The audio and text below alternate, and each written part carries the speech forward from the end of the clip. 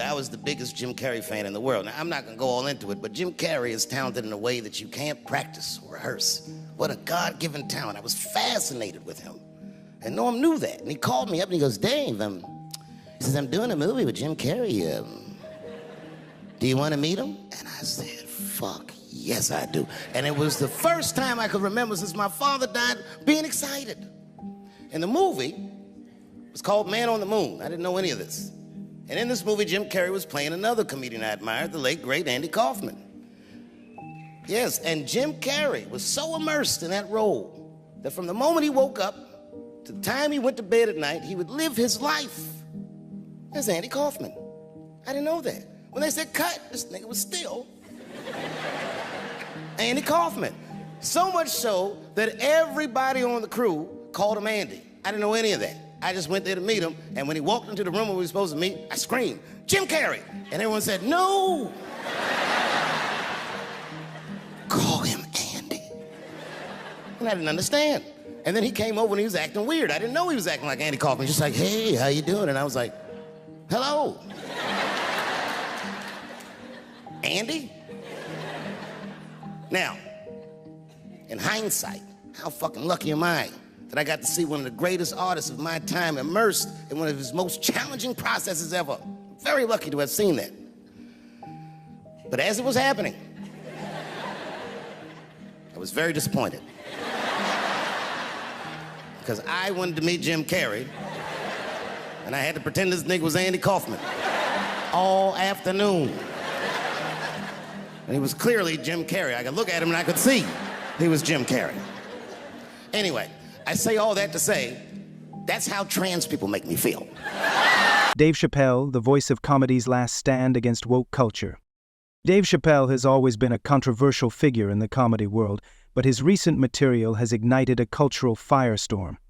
As critics label his jokes as dangerous and hateful, his supporters view him as a hero standing tall against the tide of cancel culture. Explores how Chappelle has become the face of the fight against woke ideology, and whether this signals a turning point in the realm of comedy and free speech. The journey from comedian to cultural icon. Chappelle's rise to prominence has not been without its challenges. His fearless approach to comedy has made him a target for outrage, and yet it's this very audacity that has endeared him to many.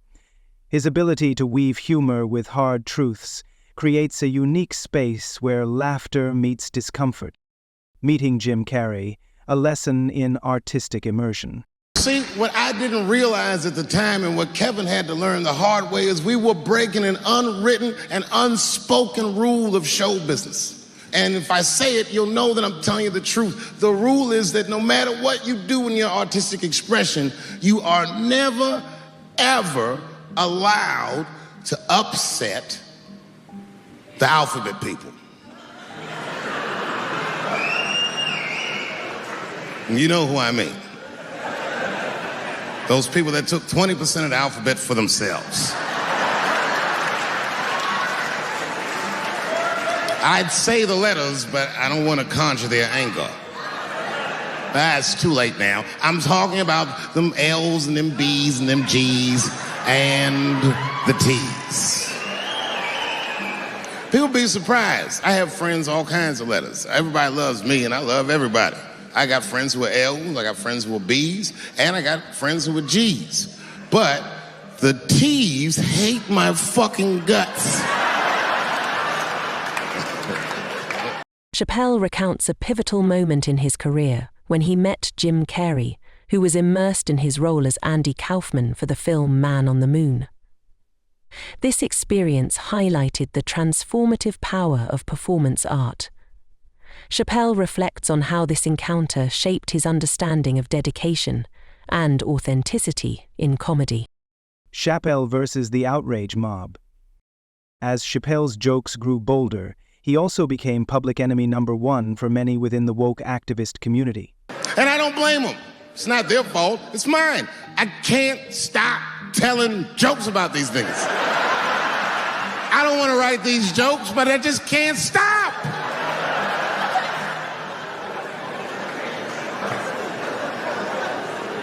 You know, you hear all those letters together all the time, LBGT, LBGT, and you think it's just one big movement. It's not. All those letters are their own movement. They just travel in the same car together. And my guess is...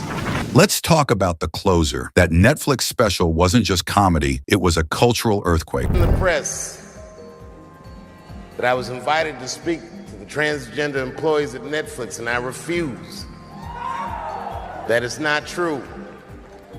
If they had invited me, I would have accepted it, although I am confused about what we are speaking about. You said you want a safe working environment at Netflix. Well, it seems like I'm the only one that can't go to the office anymore. I want everyone in this audience to know that even though the media frames this, that it's me versus that community, that is not what it is. Do not blame the LGBTQ community for any of this. This has nothing to do with them. It's about corporate interests and what I can say and what I can't. Sports I've been thinking about. Like think about, okay, say LeBron James changed his gender.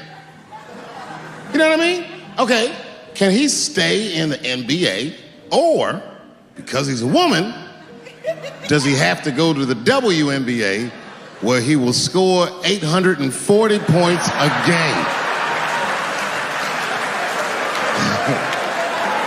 What does it actually mean to be equal? You know what I mean? Like, if women are actually equal to men, then there would be no WNBA, would there? You would just be good enough to play in the NBA with us. Or, here's another idea that's going to be very controversial. You could shut the fuck up. You know, whom I've met, wonderful person, Caitlyn Jenner was voted Woman of the Year. Her first year as a woman. Ain't that something? Beat every bitch in Detroit, she's better than all of you. Never even had a period, ain't that something? Oh, I'd be mad as shit if I was a woman. I'd be mad if I was me. If I was in a BET Awards sitting there and they're make fun of those people again. You've come to the wrong show. I'm not fucking with those people anymore. It wasn't worth the trouble. I ain't saying shit about trans people. Maybe 3 or 4 times a night, but that is it. Tired of talking about them. And you wanna know why I'm tired of talking about them? Because these people acted like I needed them to be funny. Well, that's ridiculous. I don't need you. I got a whole new angle. You guys will never see this shit coming. I ain't doing trans jokes no more. You know what I'm gonna do tonight? To give you an audience. But you will not summon me. I am not bending to anybody's demands. And if you want to meet with me, I'd be more than willing to, but I have some conditions. First of all, you cannot come if you have not watched my special from beginning to end. Am I canceled or not? Then let's go. Thank you very much, and good. Important reason that I would stop doing comedy right now. And this reason is the real reason that's been percolating, and it really is the crowd, not you. I'm talking about the crowd on the big stage. It's too hard to entertain a country whose ears are so brittle. Motherfuckers are so sensitive, the whole country is turned into bitch-ass niggas. No matter what I say, and if you at home watching this shit on Netflix, remember, bitch, you clicked on my face.